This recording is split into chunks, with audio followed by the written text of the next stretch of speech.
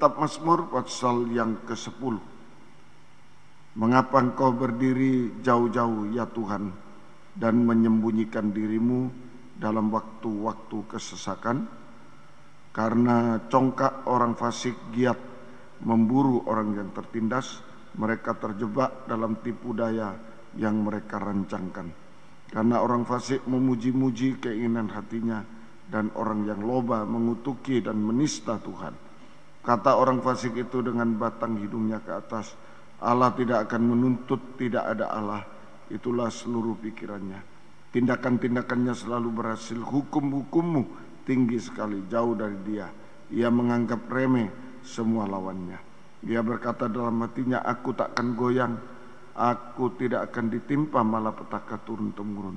Mulutnya penuh dengan sumpah serapah dan dengan tipu dan penindasan. Di lidahnya ada kelaliman dan kejahatan. Ia duduk menghadang di gubuk-gubuk, di tempat yang tersembunyi ia membunuh orang yang tak bersalah. Matanya mengintip orang yang lemah, ia mengendap di tempat yang tersembunyi seperti singa di dalam semak-semak. Ia mengendap untuk menangkap orang-orang yang tertindas. Ia menangkap orang yang tertindas itu dengan menariknya ke dalam jaringnya. Ia membungkuk dan meniarap. Lalu orang-orang lemah jatuh ke dalam cakarnya yang kuat. Ia berkata dalam hatinya, Allah melupakannya. Ia menyembunyikan wajahnya dan tidak akan melihatnya untuk seterusnya. Bangkitlah Tuhan ya Allah, ulurkanlah tanganmu. Janganlah lupa orang-orang yang tertindas. Mengapa orang fasik menista Allah sambil berkata dalam hatinya, engkau tidak menuntut, engkau memang melihatnya. Sebab engkaulah yang melihat kesusahan dan sakit hati, supaya engkau mengambilnya ke dalam tanganmu sendiri.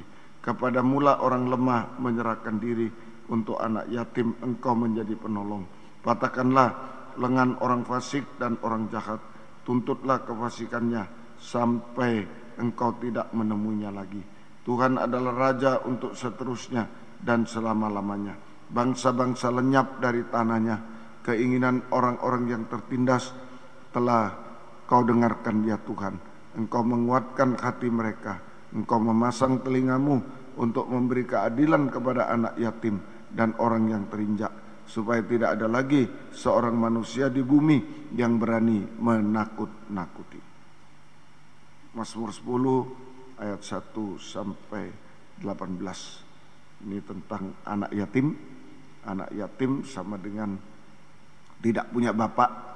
Tidak punya bapak secara jasmani, tidak punya bapak secara rohani, sama dengan putus hubungan dengan bapak yang lama. Putus hubungan dengan bapak yang lama, bapak setan.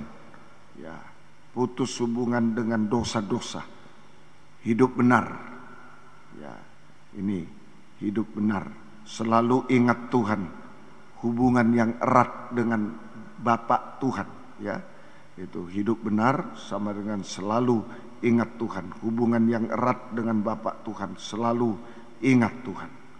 Ya, orang fasik mengatakan tidak ada Tuhan sehingga berbuat dosa, ya, dengan sengaja berbuat sewenang-wenang terhadap orang benar juga. Itu orang fasik mengatakan tidak ada Tuhan sehingga berbuat dosa dengan sengaja, berbuat apa saja sampai berbuat sewenang-wenang kepada orang benar. Berbuat sewenang-wenang kepada orang benar, ya, kepada orang benar. Nah, itu. Tapi Tuhan sebagai pelindung bagi anak yatim. Tuhan sebagai pelindung bagi anak yatim. Tuhan pelindung bagi anak yatim, ya, atau orang benar. Itu sama dengan mengingat orang benar. Tuhan adalah pelindung bagi orang benar, ya, sama dengan mengingat orang benar. Mengingat orang benar, dia itu selalu mengingat orang benar, ya. Nah, mengingat itu artinya sama dengan memperhatikan, memperdulikan, ya, bergumul, mengulurkan tangan untuk anak yatim atau orang benar.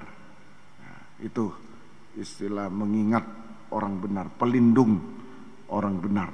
Tuhan sebagai pelindung orang benar. Ya, itu artinya dia selalu mengingat orang benar, memperhatikan, memperdulikan, ya, dan bergumul, mengulurkan tangan kepada orang benar, anak yatim atau orang benar, sehingga Tuhan menguatkan hati orang benar. Tuhan menguatkan hati orang benar. Tuhan menguatkan hati. Di ayat 17 itu, ya, keinginan orang yang tertindas telah kau dengarkan, ya Tuhan, engkau menguatkan hati mereka. Engkau memasang telingamu, ya, engkau memasang telingamu juga menguatkan hati mereka. Ini Tuhan sebagai pelindung bagi anak yatim, bagi orang benar, sama dengan mengingat orang benar, memperhatikan, memperdulikan, bergumul, mengulurkan tangan untuk orang benar. Ya, Tuhan menguatkan hati orang benar sehingga kuat teguh hati. Tuhan menguatkan hati orang benar sehingga kuat teguh hati. Kuat teguh hati, ya. Kuat teguh hati artinya, ya, hanya percaya dan berharap Tuhan. Itu orang benar, anak bagaikan anak yatim. Orang benar itu hanya percaya dan berharap kepada Tuhan, hanya mengulurkan tangan kepada Tuhan. Hanya percaya dan berharap Tuhan, hanya mengulurkan tangan kepada Tuhan. Ya, ini, ya, Tuhan mengulurkan tangan, memperhatikan, ya, orang benar hanya percaya berharap Tuhan, mengulurkan tangan kepada Tuhan. Hasilnya, ya, pelindung itu tudung. Jadi Tuhan sanggup, ini pelindung, Tuhan sanggup melindungi dan memelihara orang benar. Tuhan sanggup melindungi dan memelihara orang benar, itu anak yatim secara jasmani di tengah kesulitan dunia sekarang, sampai antikris berkuasa di bumi selama 3,5 tahun nanti.